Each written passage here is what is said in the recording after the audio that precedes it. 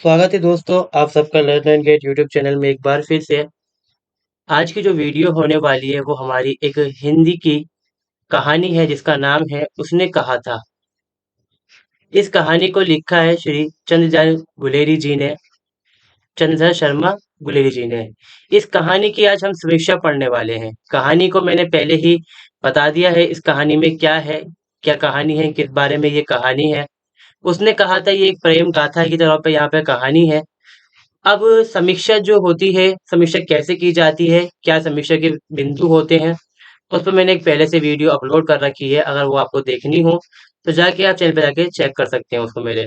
फिलहाल आज की वीडियो में हम समीक्षा देखते हैं क्या है। देखिए क्या बताया गया है समीक्षा में, मैंने क्या बताता हूँ आपको मैं। गुलेरी जी की कहानी उसने कहा था एक सफल कहानी है।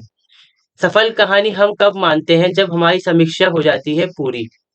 जब समीक्षा के सारे बिंदु पूरे हो जाएंगे तो हम कहते हैं कि ये कहानी सफल हो गई है। यहाँ पर रचना प्रक्रिया की दृष्टि से इस कहानी के विकास क्रम को देखें तो ये कहानी प्रक्रिया के सभी दौरों से गुजरने वाली पहली सफल कहानी रचना उसने कहा था सिद्ध होती है। इसमें गुलेरी जी विभिन्न संघों, मन स्थितियों को घटना बिंबों में परिणित कर उन्हें रागमय बना देते हैं। प्रक्रियागत अधकचेत, एक मिनट, ठीक है, अधकचरेपन की रुचि से मुक्त होने के कारण इसमें जहाँ गहरी संवेदना है, वहाँ युगिन यमा को चीर कर सामने आता हुआ प्रयोगशील शिल्प भी है। इसका मतलब यहाँ पे ये कहा गया है कि ये जो कहानी है कई संघों के, मतलब कई ग्रुप्स हैं, कई लोगों के अलग अलग ग्रुप होंगे इसमें, यहाँ पर संघ होंगे अलग अलग, कई वाक्यात हैं, मतलब अलग अलग मन स्थितियां हैं। एक बार प्रेम की स्थिति आएगी उसने कहा था हमें, एक बार योद्धा की स्थिति जागती है यहाँ पर, जो मुख्य किरदार है यहाँ पर उसमें, फिर वो आखिर में मर जाता है। तो वो सारी चीजें गुजरती हैं, फिर ये कहानी इस तरह से हमारी जो है पूरी हो जाती है। आगे देखते हैं इस कहानी में और क्या आता है। काफी आगे आ गया है कुछ, एक मिनट।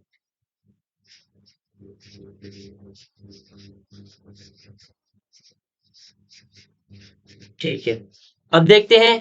कहानी की मंजिल दूर से ही उन संकेतों को छोड़ती आई है जिनके सहारे हम कहानीकार की प्रक्रिया के सहयागी, यानी कि सहयोगी, ये यागी हो गया, सहयोगी बन सकते हैं। मतलब क्या कहानी क्या कहा है इसके अंदर की, कहानी जो है जो संकेतों को दिखाती है तो पता चल जाता है कि भाई हम उसके सहयोगी बन जाते हैं। अगर कहानी सफल होती है जब ही हम सहयोगी बन पाते हैं। अध्ययन की सहायता, अध्ययन की सह यात्रा के माध्यम, ये नहीं लगता कि कोई हमारा हाथ पकड़कर खींच रहा है, जैसा कि प्रेमचंद एवं प्रसाद यू की अधिकांश कहानियों में लगता है। जो चंद्र शर्मा की गिलेरी की कहानियां जो हैं, उसने कहा था जब उसको हम पढ़ते हैं तो हमें ऐसा लगता है कि हम खुद ब खुद खींचे चले जा रहे हैं, ना कि ऐसा कि कोई हमारा हाथ पकड़ के हमें लेके जा रहा है आगे। अब आगे देखते हैं इसके कौन कौन से बिंदु होते हैं। पहला होता है कथानक या कथा वस्तु, यानी कि कहानी, मुख्य कहानी यहाँ पर क्या है। तो देखते हैं, उसने कहा था कहानी की कथा वस्तु मानव जीवन की दैनिक घटनाओं से ली गई है। ये ऐसी कहानी है जो दैनिक बिंदु पे आधारित है। इसमें अगर हम देखें तो सीधा सा मतलब यहाँ पर ये है कि भाई जब प्रेम की कहानी हम पढ़ते हैं तो उसमें प्रेम आम दिन में क्या होता है, इंसान के बीच नोक झोंक प्यार मोहब्बत होती है, तो वही चीज इसके अंदर गुलेरी जी ने भी ली है। कथानक का विकास कथानक की 5 अवस्थाओं के आधार पर बहुत सुंदर, सजीव और आकर्षक है। 5 बिंदु होते हैं, 5 बिंदु बता दूंगा मैं आपको कौन कौन से हैं अभी जब पढ़ते जाएंगे। अगर आपने वो वीडियो नहीं देखी मेरी पुरानी वाली, इसमें बताया मैंने सिद्धांत सारे, तो वो आप जाके देख सकते हैं। कहानीकार ने अपनी ओर से कल्पनापूर्ण कवनों यानी कथकों, कहानी के हिस्सों द्वारा कुछ कहने का प्रयास नहीं किया। कहने का कुछ प्रयास नहीं किया मतलब उनका मकसद कुछ कहना नहीं है, मगर से वो बतलाएं जो पटनाव है, जो कहानियां हैं, जो घटनाएं होती हैं, कि कलात्मक और मनोवैज्ञानिक क्रम की योजना की है। यहाँ पर ये पटना जो है ना, ये घटना है, काफी मिस्टेक हो गई है। फिलहाल घटनाओं के जरिए से उन्होंने करने की कोशिश करी है। किसने? गुलेरी जी ने। यहाँ पर आगे हम देखें इसमें क्या होता है। पीछे आगे शायद ये,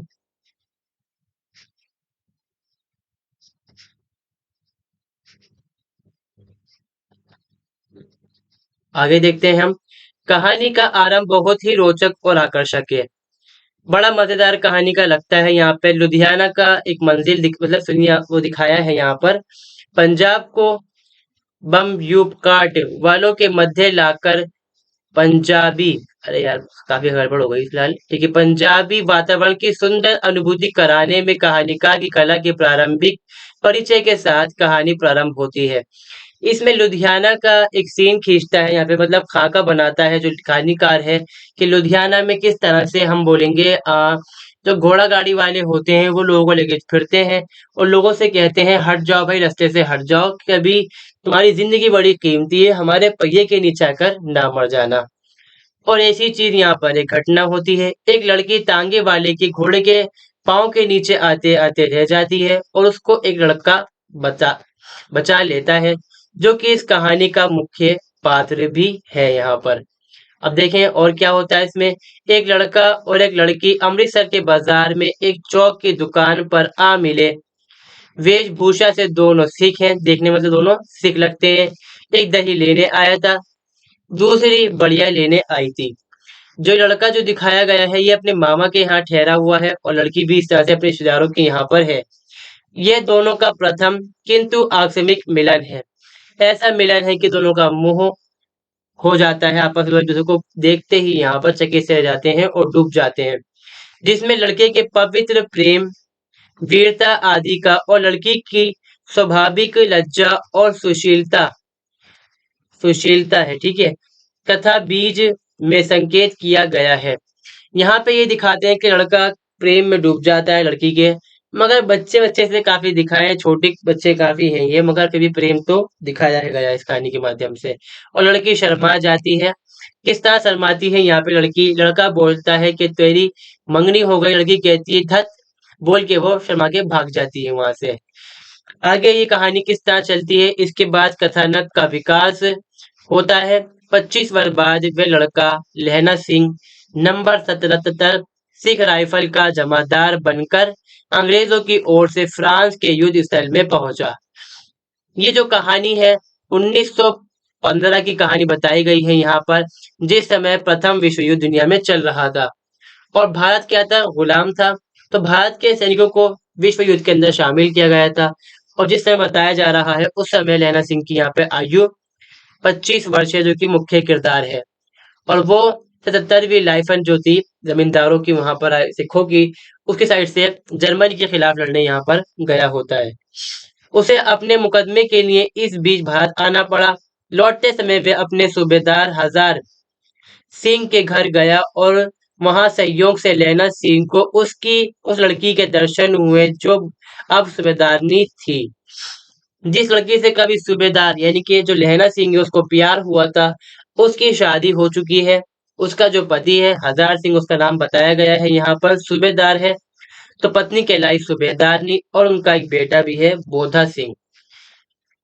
सूबेदारनी ने अपने पिता और पुत्र दोनों को युद्ध में जाने का कथन करते हुए प्रथम आकस्मिक मिलन की घटना के साथ उनके प्राणों की रक्षा की भिक्षा मांगी। लड़की यहाँ पे इस तरह से कहती है कि लहना सिंह, आपने एक बार मेरी जान बचाई थी, आप मुझे पहचाने नहीं। बाद में वो पहचान जाता है कि हाँ ये लड़की तो वही है जिससे मैं पूछता था कि तेरी सगाई हुई या नहीं। बाद में वो कहती है इसी तरह आपको कसम है, मैं आपसे भीख मांगती हूँ मेरे पति और मेरे बेटे की भी जान बचाना युद्ध में। और लहना सिंह वाकई में वचन देकर वो करता भी है। लहना सिंह का प्रथम आकस्मिक मिलन का प्रेम युवावस्था के इस स्मृति चित्र से संयुक्त होकर कर्तव्य बदल गया। जो उसका प्रेम था यहाँ पर बदल जाता है कि मैं अपने प्रेम की जो खुशी है उसका ध्यान रखूंगा यहाँ पर, और फिर वो उस चीज को अपने कर्तव्य से जोड़ लेता है। यहाँ से कहानी का कलात्मक विकास आरंभ होकर अंत में कर्तव्य पालन करते हुए लहना सिंह की मृत्यु पर चरम सीमा पर आग पहुंच को पार कर जाता है। और क्या होता है यहाँ पे, कहानी के आरंभ में जागृत हुआ कौतूहल चलते चलते अस प्रभाव तक बन जाता है। इस चरम विकास में बोधा सिंह का बीमार होना, लहना सिंह के का उसके पति अपार प्यार पलटन वो लपटन साहब को नकली वेश में पहचान कर तन्हा द्वारा भेद खोलना शत्रु द्वारा आक्रमण, घायल होकर भी लहना सिंह द्वारा सबको विदा करके अकेला मोर्चे की रक्षा करना, मृत्यु से पूर्व लहना सिंह की स्मृति में पिछली घटनाओं का चलचित्र का सामने आना और अंततः में लहना का वाक्य उसने कहा था आदि सब कुछ सब घटनाओं में एक करुणापूर्ण भावो उत्पादक रूप में कहानी का अंत होता है। क्या होता है यहाँ पे वो कहानी का बताते हैं कि भाई युद्ध होना शुरू हो चुका होता है बोधा के साथ में। यहाँ पे लहना सिंह खंदक में होता है, युद्ध लड़ रहा होता है, बोधा बीमार पड़ चुका होता है और लहना सिंह उसका बहुत ध्यान रखता है क्योंकि उसको बुखार चढ़ता है और ठंड लगती है बार बार। इतने में क्या होता है, एक आता है लेफ्टिनेंट साहब जिसको कहा गया, ये इसको लगता है कि भाई हमारे सूबेदार साहब है या कमांडर है आर्मी के। पता चलता है कि ये कोई जर्मन है जिसने उनके सैनिकों को आगे भेज दिया और यहाँ खंदक में कुछ लोग रह गए हैं। तो बोधा पूछता है, ये इसको गोली से मार डालता है यहाँ पर आदमी को। बोधा पूछता है क्या हुआ, ये कहता है कुछ नहीं, एक कुत्ता था मैंने उसको मार दिया। आगे कहानी बढ़ती है, इतने में जर्मन आके उन पे हमला कर डालते हैं और लेफ्टिनेंट साहब ने पहले ही जो यहाँ पर लहना सिंह है उसके जांग में गोली मार दी थी, इसको वो पट्टी से बांध देता है। मगर जब लड़ाई होती है जर्मन और भारत जो सिख सिपाही हैं उनके बीच, तो बोधा सिंह के सीने की पसली पर भी एक गोली या चोट लग जाती है, जिसको बाद में वो जब उसका दम निकलने को आता है तो वो यहाँ पर अपने दूसरे साथी के से गोद में आके बैठ जाता है सिर रख के। और फिर उसको अपने जो बीते हुए वक्त होता है, जो लड़की के साथ वक्त या दूसरी वाकयात होते हैं उसको याद आते हैं और बार बार वो कहता है कि उसने मुझसे कहा था और मैंने अपना कर्तव्य आखिरकार आज पूरा कर लिया और उसके पति और उसके बेटे की रक्षा कर ली। कहानीकार ने स्वयं कुछ न कहकर घटनाओं द्वारा उसने कहा था का रहस्य पाठकों के हृदय में प्रभास प्रतिभाषित कर दिया है। ये कहानी की कथा वस्तु का स्वाभाविक और मनोवैज्ञानिक सफल विकास है। पहला हमने क्या जाना, पहला बिंदु ये कहता है कि कथा जो है वो अच्छी होनी चाहिए कि पढ़ने वाले का मन खुद ब खुद लग जाए और हमारा मन इसमें खुद लग जाए क्योंकि कहानी ऐसी इंटरेस्टिंग दिलचस्प यहाँ पर है। फिर दूसरा होता है यहाँ पे पात्र। हालांकि पहला बिंदु जो होता है वो होता है शीर्षक। तो शीर्षक तो फिलहाल सही है, उसने कहा था। तो क्या पे क्या होता है कि छोटा होना चाहिए, आकर्षक भी है यहाँ पर। दूसरा है पात्र योजना एवं चरित्र चित्रण। इसमें क्या बताया जाता है, इसमें कहा जाता है कि जो लोग इसमें शामिल है कहानी में उनका चित्रण सही से किया जाना चाहिए, जो कि यहाँ पर कहानीकार ने बहुत ही बढ़िया अंदाज में करा है। ये कहानी लहना सिंह की वीरता, सात्विक प्रेम, देशभक्ति, बलिदान आदि का सतततापूर्व सफल चित्रण करके उसे मानवता की आदर्श भूमि पर प्रतिष्ठित करती है। लहना सिंह के इस सुंदर चित्रण का विकास कलात्मक रीति के से चार सपनों में या स्वप्नों में होता है। चार सपने मतलब क्या होता है, ये जो पूरी कहानी है उसने कहा था इसको चार हिस्सों के अंदर बांटा गया है।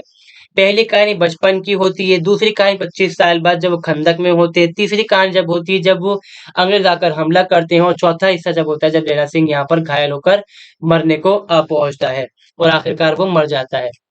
प्रथम स्वप्न में प्रथम और आकस्मिक मिलन के अवसर पर प्रेम के आकर्षक के क्षण के साथ ही कर्तव्य की भावना का भी उदय होता है, जहाँ पे वो सूबेदारनी उससे बोलता है मेरे बच्चे की और मेरे बेटे पति की रक्षा करना, और वह तांगे वाले के घोड़े से उस लड़की की रक्षा करता है यानी कि सूबेदारनी की। दूसरे स्वप्न में उस लड़की की कुड़माई का समाचार सुनकर और कड़े हुए सालू प्राण के रूप में देखकर लहना निराशा का उदय में वो सॉरी लहना में निराशा का उदय होता है। पहले में क्या है, लड़की को देखता है, उसकी मदद करता है, बचाता है उसको और प्यार में डूब जाता है। दूसरे में सुनता है कि हाँ इसकी तो मंगनी हो गई है, यहाँ पे मतलब कुड़माई इसको कहते हैं पंजाबी में। और तीसरे स्वप्न में क्या होता है, लड़की से पुनर्मिलन होता है जब वो जा रहे होते हैं कैंपेन पे, मतलब युद्ध के मैदान में जा रहे होते हैं और वो पता की अपने पति और पुत्र की रक्षा की भीख मांगती है यहाँ पर। और क्या होता है, 77वें नंबर सिख राइफल्स का युवक जमादार लहना सिंह उन दोनों की रक्षा का वचन देकर अपने स्वात्विक प्रेम, मानवता और देशभक्ति के कर्तव्य को साथ साथ पूर्ण करने का निश्चय करता है। चतुर्थ और अंतिम स्वप्न में लहना सिंह सूबेदार के पुत्र बोधा सिंह की सेवा, सुश्रुता, सुशिक्षा, साथियों की रक्षा और कर्तव्य का पालन करते हुए अपने प्राणों का बलिदान करता है। इस प्रकार कहानीकार द्वारा चित्रित इस कलात्मक चित्रित विकास से ये कहानी चरित्र प्रधान बन जाती है, यानी कि चरित्र भी अच्छे से दिखाए गए हैं इसके अंदर। तो ये समीक्षा का दूसरा बिंदु भी हमारा पूरा हो जाता है अपने आप ही। आगे देखते हैं हम यहाँ पर क्या होता है फिलहाल। तीसरा इसका बिंदु होता है कथोपकथन अथवा संवेद योजना, बोलने का तरीका कि हम किस तरह से कहानी को बोल रहे हैं। कथोपकथन कहानी का नहीं बल्कि नाटक का अनिवार्य अंग है। फिर भी कहानी को स्वाभाविक घटना का रूप देने के लिए कथोपकथन रखे जाते हैं। इस कहानी में कथोपकथन पर्याप्त है।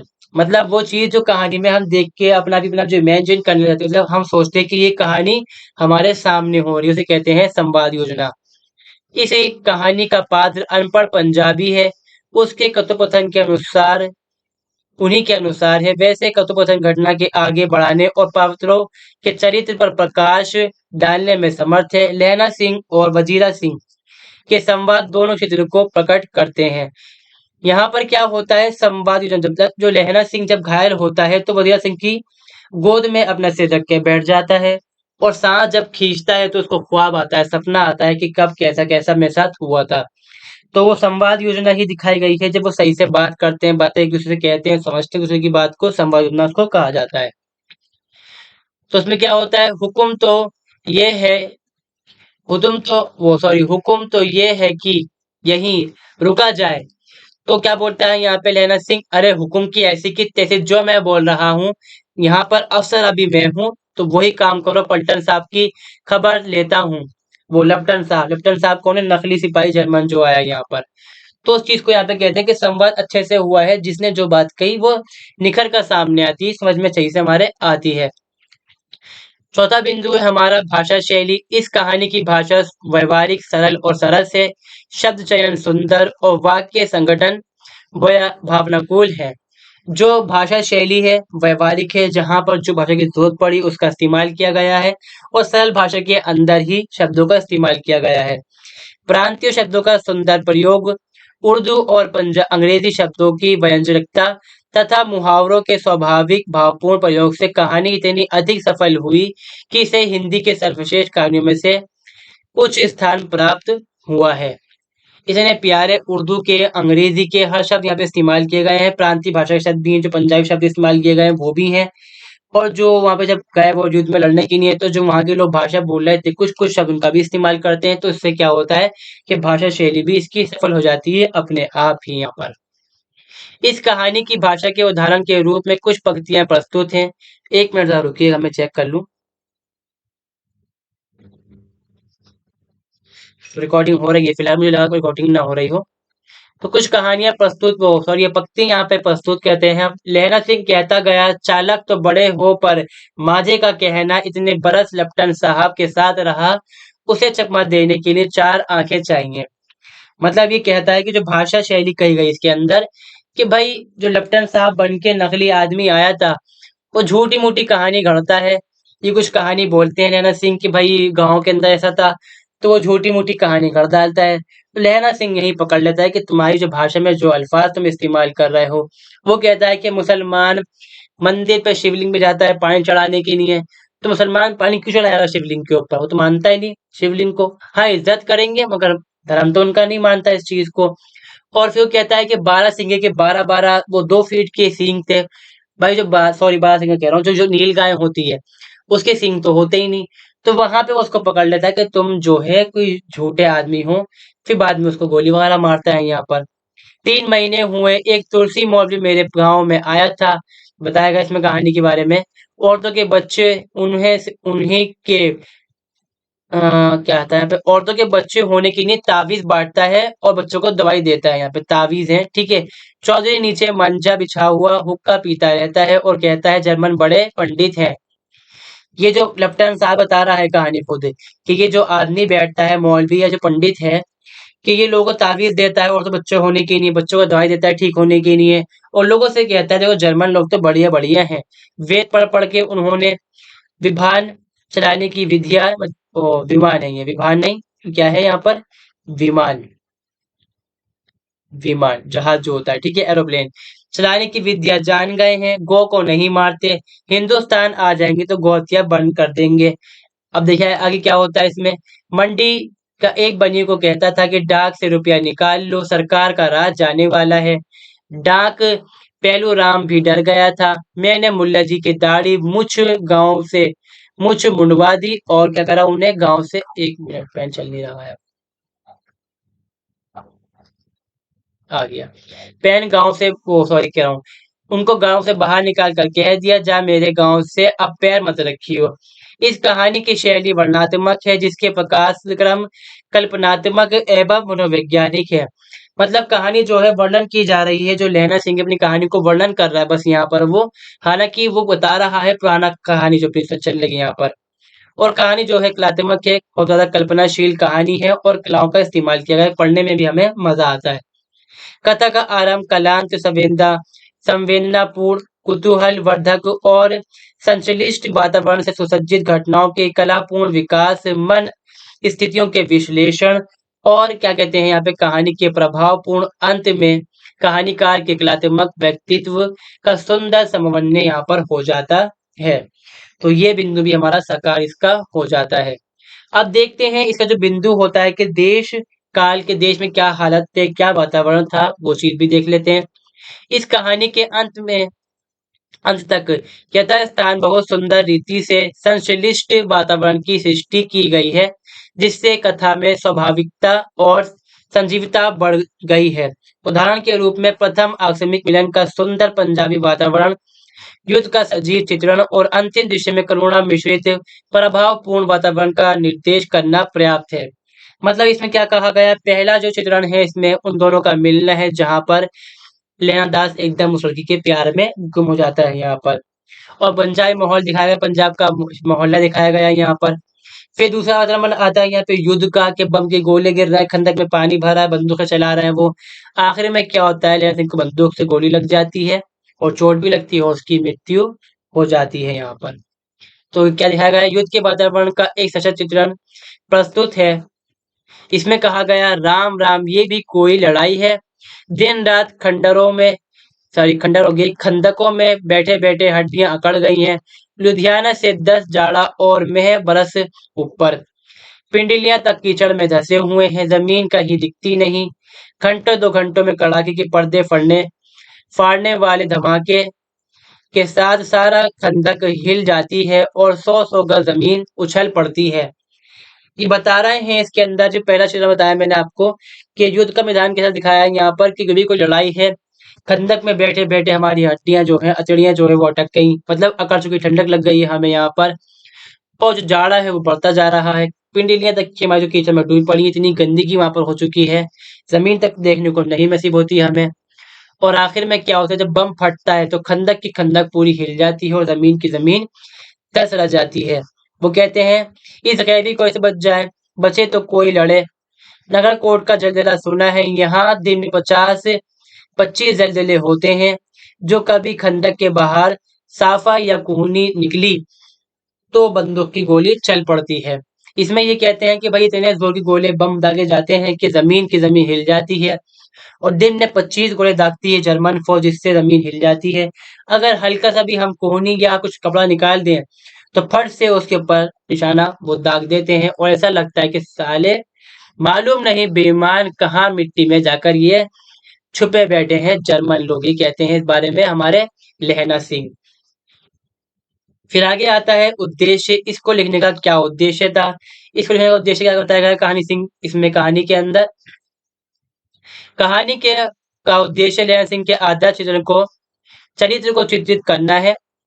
मतलब जो लहना सिंह दिखाया गया है, एक भारतीय सिपाही है, वफादार है, प्रेम भी है उसके अंदर, और जब मरने के लिए जाता है तो अपनी मौत करे बिना, मतलब मरे बिना देश के नाम पर आता नहीं है वापस यहाँ पर, मतलब देशभक्त इंसान है। प्रत्येक व्यक्ति अपने उत्तरदायित्व को समझकर पूर्ण करने का प्रयत्न करे। उसने कहा था, कहानी के कलात्मक विधान को देखकर ही आचार्य रामचंद्र शुक्ल ने कहा, उसने कहा था, हमें पक्के यथार्थवाद के बीच सुरुचि की चरम मर्यादा के भीतर भावुकता का चरम उत्कर्ष अत्यंत निपुणता के साथ संपुटित है। मतलब ये कहते हैं आचार्य रामचंद्र शुक्ल की भाई जो कहानी है वो असली कहानी लगने को देखने को लगती है हमें, और उसमें मर्यादा भी है, कि जो लैला सिंह है उसने प्यार करा उस लड़की से, मगर जब देखा कि शादी हो गई है तो उसने अपने कदम पीछे खींचने के छोड़ो खत्म जो हो गया। दिल में भावुकता भी है, इज्जत भी है, उसके बेटे को पति को बचाता है उसके कहने पे और कर्तव्य को अपने निभाता भी है यहाँ पर। लेखक का उद्देश्य पवित्र, सच्चे और उदार प्रेम को रेखांकित करना है कि जो सच्चा प्रेम लैला सिंह का है, अगर वो उसका प्रेम जो होता वो हवस वाला या गंदा होता तो वो जो सरदारनी है, सूबेदारनी थी, कुछ गलत भी उसके साथ में कर सकता था यहाँ पर। बांग्ला के कवि चंडीदास ने धोबिन के प्रति अपने प्रेम को कसा हुआ अर्थात खरा सोना बताया। इसमें जैसे कि कहते हैं, रजकिनी प्रेम निकसित है, काम गंद नहीं ताहि, मतलब जो मेरा प्रेम है बड़ा पाक है और मेरे प्रेम में कोई गंदगी नहीं है इस बात पे। और सूबेदारनी के प्रति जो लैला सिंह का प्रेम है वही चीज भी यहाँ पर दिखाया गया है कि सोना सा प्रेम है। अगर गंदा प्रेम होता, प्रेम में खोट होता, हवस होती, तो वो प्रेम से खत्म हो चुका होता अब तक भी। जब उसने बालिका सूबेदारनी को घोड़े की टांगों के से बचाकर तख्ते पर खड़ा करा किया था, उस समय ना वह काम भावना से परिचित था, मतलब उसमें कोई हवस नहीं थी सेक्सुअल, यहाँ पे उसमें मतलब प्लेजर नहीं था किसी चीज को लेकर, ना बालिका सूबेदारनी से कोई मतलब उसको हवस नहीं थी। शादी बात भी यहाँ पर आकर्षण केवल यह था कि बालिका बालक नैना सिंह से प्रिय लगती थी। उसने बालिका को घोड़े की टांगों से बचाकर तख्ते पर खड़ा करते समय बालिका का स्पर्श अवश्य किया, पर उस समय वे काम भावनात्मक स्पर्श से का सुख प्राप्त करने योग्य अवस्था में नहीं था, मतलब बच्चा था, 12 साल की उम्र थी। लैला सिंह का दूसरी बार जब सूबेदारनी से सामना हुआ, तब वे उसकी आदरणीयता बन चुकी थी, मतलब उससे बड़ी पोस्ट पे थी, सूबेदार की बीवी थी यहाँ पर वो। लैला सिंह के द्वारा उसके आगे मत्था टेकना ये दिखाता है कि भाई वो उसकी अ, उसे होरा कहना ये सिद्ध करता है कि उस समय लैला सिंह की स्थिति बहुत ही निम्न थी, मतलब वो तो सिर्फ सिपाही था और पत्नी कौन थी, सूबेदार की बीवी थी। फिर बालिका बड़ी होकर उसके अधिकार की पत्नी बन चुकी थी। लैला सिंह पहली बार तो बालिका की रक्षा करे बिना किसी याचना के की, पर दूसरी बार उसकी याचना स्वीकार करके उसके पति सूबेदार हजारा सिंह और पुत्र बोधा सिंह को बचाने के लिए अपने प्राण दे दिए। भूतपूर्व एवं उत्कृष्ट प्रेयसी के लिए प्राण दे देना लैला सिंह को सच्चा और उदार प्रेमी सिद्ध करता, मतलब उसका जो प्रेम था वो सच्चा था, उसके प्रेम में कोई छल कपट या धोखाधड़ी या हवस या फिर ऊपरी प्यार नहीं था उसके प्रेम में। फिर आता है उपसंहार यहाँ पर सबसे आखिरी बिंदु, और ये हर कहानी में शायद नहीं भी होता, किसी कहानी में होता भी है। इसमें है, कहानी का उद्देश्य पुष्प में गंध की भांति छिपा रहता है। संवेदना की विशिष्ट इकाई के मूल में लेखक का एक निर्दिष्ट लक्ष्य होता है। जो लेखक होता है उसका एक लक्ष्य होता है यहाँ पर, और जो उसकी जो प्रेम होता है वो छुपा के रखता है, जब जरूरत पड़ती है उसको लेकर आता है। जैसे लैला सिंह अपना प्रेम जाहिर करते हैं, बोधा को बचाते हैं, और जो हजार सिंह है उनकी भी हेल्प करते हैं यहाँ पर। प्रस्तुत कहानी में सच्चा प्रेमी अपने वचन और कर्तव्य पूर्ति के लिए प्राणों को भी न्यौछावर कर देता है। इस प्रकार का बलिदान हृदय में दुखी नहीं बल्कि अपार आनंद की दृष्टि करता है, मतलब इंसान सोच के खुश आता है कि भाई जो प्रेम है वो भी ऐसा हो इंसान का। संक्षेप में हम कह सकते हैं, उसने कहा था कहानी कलात्मक पूर्णता, सॉरी ये पूर्णता है, पूर्णता हो गई यहाँ पर, ये पूर्णता आया नहीं इस पर। नए शिल्प, सूक्ष्म मनोवैज्ञानिक चरित्र चित्रण आदि की दृष्टि से अपने समय की सर्वोच्च कहानी बन जाती है। और यहाँ पर पता चलता है कि हमें कि जो उसने कहा था ये एक सफल कहानी है और इसको हम एक सच्ची कहानी कह सकते हैं। तो यहाँ पर ये वीडियो हमारी पूरी होती है। अगर वीडियो आपको अच्छी लगी हो तो वीडियो को लाइक, चैनल को सब्सक्राइब जरूर करें। दूसरी वीडियो के लिए चैनल की प्लेलिस्ट है आप उसको जाकर देख सकते हैं। धन्यवाद।